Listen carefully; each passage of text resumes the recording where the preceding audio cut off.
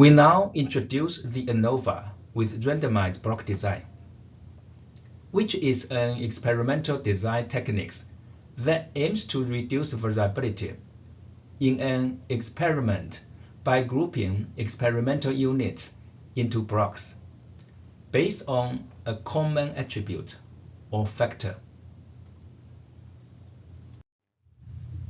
As we can recall, a completely randomized design is an experimental design in which the treatments are randomly assigned to the experimental unit.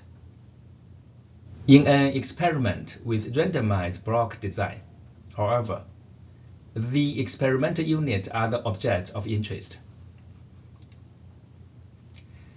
If the experimental units are heterogeneous, a technique called blocking can be used to form homogeneous groups.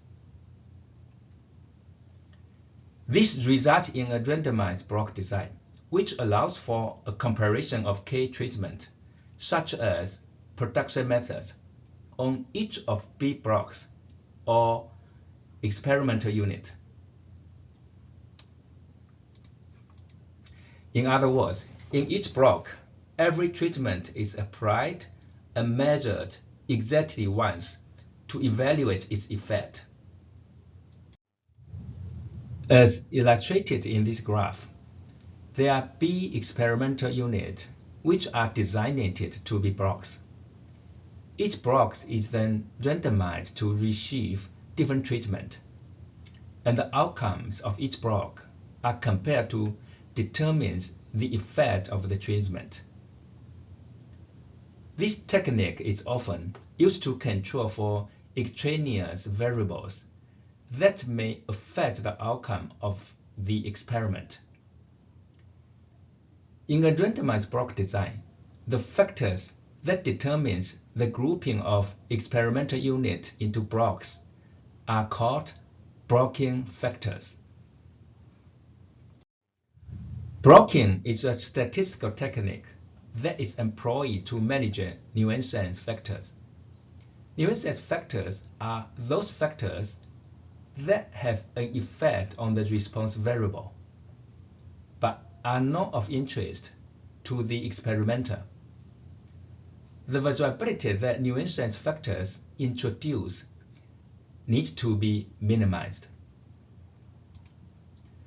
Common examples of nuisance factors include batches of raw material, operators, pieces of test equipment, times, such as shifts, days, and so on, and different experimental units. To add nuisance factors, a blocking variable is introduced. This is essentially a second treatment variable that, when included in the ANOVA analysis, reduces the sum of squared error, SSE term. By using a blocking variable, experimental units that are similar with respect to nuisance factor are grouped together into blocks.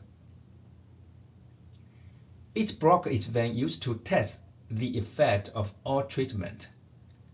By controlling for blocking factors, the variability in the response variables that is attributable to these factors is reduced. This results in a more precise estimate of treatment effect and reduces the variability due to the nuisance factor. The following are some of the key assumptions of the randomized block design. In this design, the order of experiment unit in which each treatment is assigned to a block should be random to avoid any potential bias or confounding effects. This ensures that any observed difference between treatment can be attributed to the treatment itself and not the experimental unit. Differences in treatment are not hidden by differences in experimental unit or blocks. This design helps to ensure that each treatment is evaluated on the same basis, and any observed differences in outcomes are due to differences in the treatment and not the experimental unit. Additionally, the block variable is a special treatment variable that is included in the analysis to reduce the sum of squares error term, thereby increasing the sensitivity of the analysis. ANOVA with randomized block design is also referred to as two-factor ANOVA without replications in Excel. This approach involves comparing K treatment on each of B blocks. The analysis provides information on the main effect of the treatment variable and the block variable.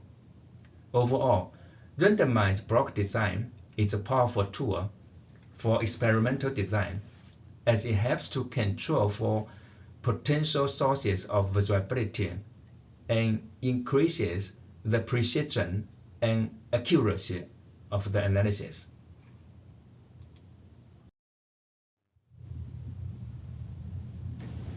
Let's explore this example together. Question Oil is in the process of deciding which of the 3 new gasoline blends to produce and distribute. To assist in making this decision, they are conducting a study comparing the miles per gallon ratings of the 3 blends to determine if the average ratings are consistent across all 3 blends. To conduct this study, 5 automobiles were tested using each of the 3 gasoline blends, and the miles per gallon ratings were recorded. The factor being studied is the gasoline blend, with 3 treatments: blend X, blend Y, and blend Z. The experimental unit or blocks are the automobiles that were tested. Finally, the response variable being measured is the miles per gallon rating for each automobile. These are the resulting outcome of the randomized block design for the Crescent Oil Company. 5 automobiles have been tested using each of the 3 gasoline blends, and the miles per gallon ratings have been recorded. We also obtained mean values of each block and each gasoline blend, the treatment.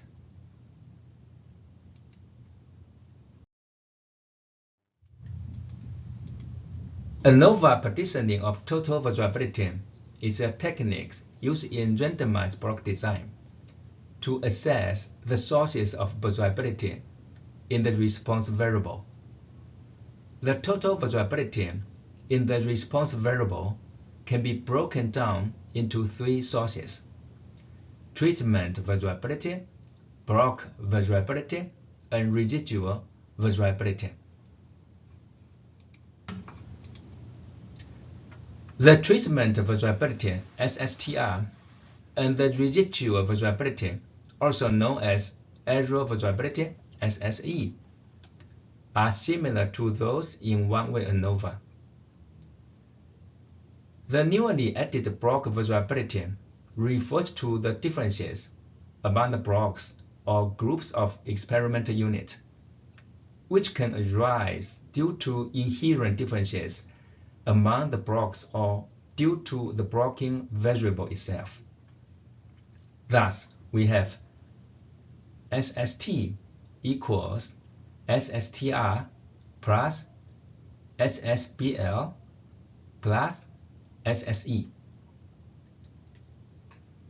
The mean square due to blocks MSBL is calculated as SSBL divided by its degrees of freedom, B -1. The ANOVA table for randomized block design is similar to the traditional ANOVA table, but with additional rows and columns to account for the blocking variable. The table starts with the source of variation, which is divided into 3 parts: treatment, blocks, and error. The degrees of freedom are calculated for each source of variation. The treatment degrees of freedom equals the number of treatment minus 1. The block degrees of freedom equals the number of blocks minus 1.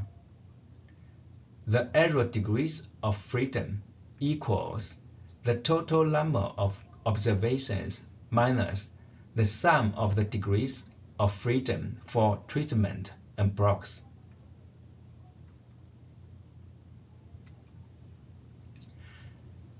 The mean squares are then calculated by dividing the sum of squares by the corresponding degrees of freedom. The F statistic is calculated by dividing the treatment mean square by the error mean square.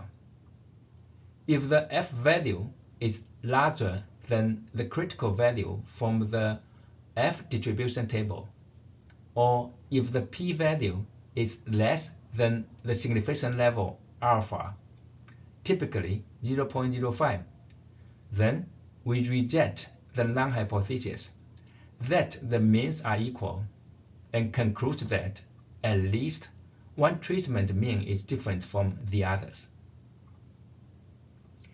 In summary, the ANOVA table for randomized block design provides a systematic way of analyzing the effect of treatment and blocking factors on the response variable, allowing for more accurate and precise estimation of treatment effect.